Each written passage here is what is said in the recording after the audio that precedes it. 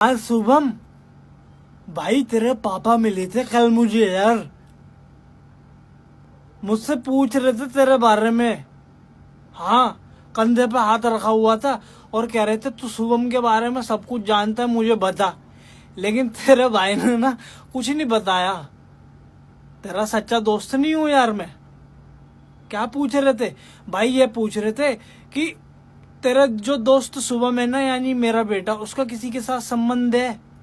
मैंने कि अंकल वो बात तो करता है एक एक दो दो घंटे किसी लड़की से, पर ये नहीं पता वो उसकी बंदी है कि बेस्ट फ्रेंड है।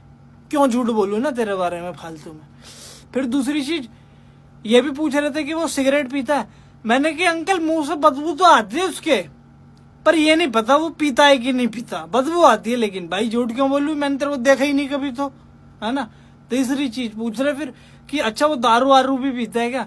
मैंने कि अंकल ठेके पे जाते हुए तो देखता हूँ मैं उसको शाम के टाइम पे, पर ये नहीं पता कि वो दारू पीता है कि नहीं पीता। हाँ, मैंने एक दिन उसकी गाड़ी में ना देखी तो थी बियर की बोतल।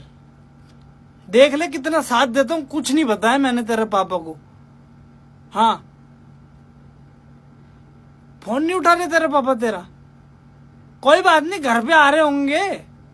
हाँ हाँ, क्या होगा जब मैंने कुछ बताया ही नहीं? कुछ गलत बोला मैंने तेरे से? हेलो।